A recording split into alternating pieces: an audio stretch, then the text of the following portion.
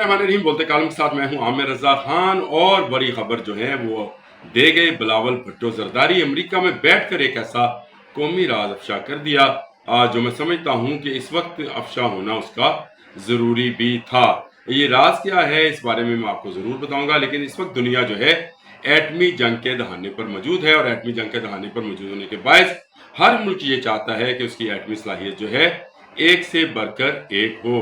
यानी रशिया ये चाहता है कि उसकी अमेरिका से ज़्यादा एटमी कुव्वत हो, अमेरिका ये चाहता है कि उसकी चाइना से ज़्यादा हो, चाइना का ख्याल है कि शायद वो फ्रांस और बरतानिया जैसे ममालिक से आगे होगा। तो ये तमाम ममालिक जो हैं एक एटमी दौर में लगे हैं, और इस एटमी दौर में सबसे अहम चीज़ जो है वो ये है कि कौन किस वक्त कब और कितने टाइम में एटम का इस्तेमाल कर जाता है, यानी न्यूक्लियर पावर का इस्तेमाल कर जाता है। ये एक बड़ा अहम सवाल रहा है, और दुनिया इस बात पर मुख्तलिफ अदारे बनाती रही है, मुख्तलिफ लोग तैनात रहे हैं। NPT का जो है वो साइन होते रहे हैं कि कौन पहले न्यूक्लियर का इस्तेमाल कर सकता है, कौन नहीं कर सकता है। गो हमारा दुश्मन, असली दुश्मन भारत जो है वो उस पर सिग्नेटरी है कि वो पहले एटम का या न्यूक्लियर का इस्तेमाल नहीं करेगा। लेकिन खुशकिस्मती से पाकिस्तान जो है इस माहदे का, जो दुनिया भर में दूसरे ममालिक उसका हिस्सा है, कभी हिस्सा नहीं रहा है। और पाकिस्तान ने फर्स्ट यूज़ जो है उसकी ऑप्शन हमेशा रखी है। और आजकल आपको पता है कि बिलावल भुट्टो जरदारी की क़यादत में एक वफ्द अमेरिका में मौजूद है जो मुख्तलिफ ममालिक के सफरा से मुलाकात कर रहा है। उसके अलावा अक़वाम मुत्तहिदा के सेक्रेटरी जनरल से भी उनकी मुलाकात हुई, अमेरिकन सेनेटर से मुलाकात कर रहे हैं। और इसका मुद्दा एक ही है कि शशि थरूर की सदारत में जो भारतीय वफ्द गया था झूठ फैलाने के लिए, उसको काउंटर किया जाए।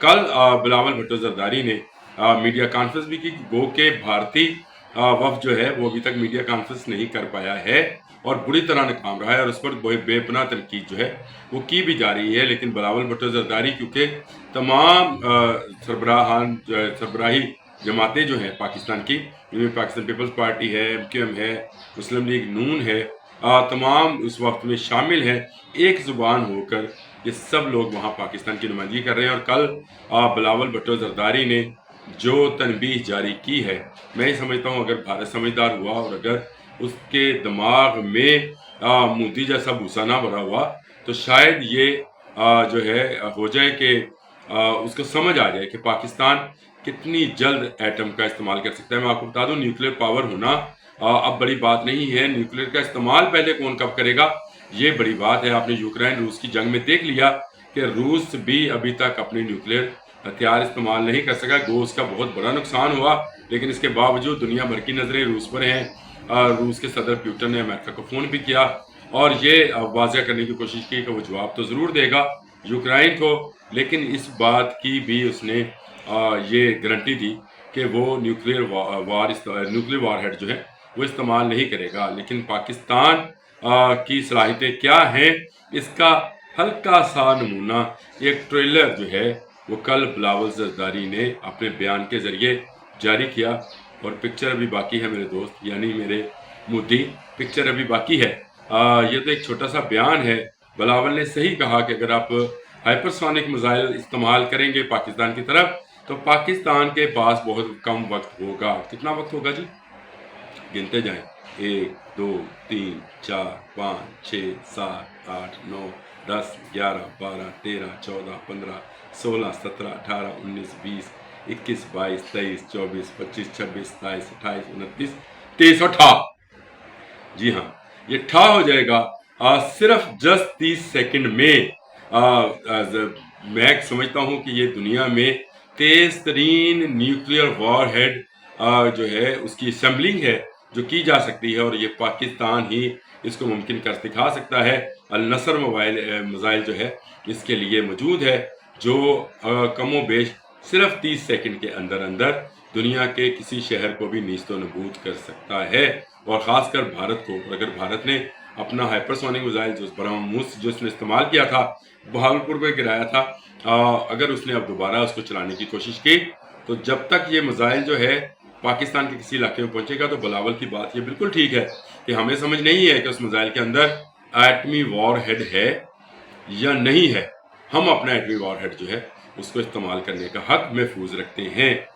یہ چنوتی ہے دنیا بھر کے تمام ممالک کو، اور ان سے کہا گیا ہے کہ وہ بھارت کی جارحانہ اور ہندوانہ جو پالیسی ہے اس کو ایک طرف رکھے، اور اگر وہ خطے میں امن چاہتے ہیں، دنیا میں امن چاہتے ہیں، خطے میں کیا دنیا میں امن چاہتے ہیں، تو وہ بھارت کو اس بات سے باز رکھے کہ وہ پاکستان میں دور اندازی کرے۔ بہت اچھے طریقے سے بلاول بھٹو زرداری نے کشمیر کا مسئلہ جو ہے اس کو ایک مرتبہ پھر اجاگر کیا ہے، بالکل اپنے نانا کی طرح، ذوالفقار علی بھٹو کی طرح انہوں نے کشمیر اور کشمیر میں ہونے والے مظالم کی بات کی۔ اور جو سب سے دلچسپ بات کی، انہوں نے کہا کہ نتن یاہو کی 2 نمبر کاپی ہے مودی، یعنی انہوں نے ایک ہی جملے میں دونوں جو جلاد اور کسائی ہیں ان کا آپ یہ کہہ سکتے ہیں کہ کچا چٹا کھول دیا، نتن یاہو کو بھی رگڑا لگا دیا اور مودی کو بھی اس کے ساتھ شامل کر دیا۔ 2 نمبر کاپی ہونے کا مطلب یہ ہے کہ نتن یاہو مودی سے بڑا ظالم ہے۔ اور بچر آف گجرات کہا انہوں نے، اور بچر آف جنوبی ایشیا کہا۔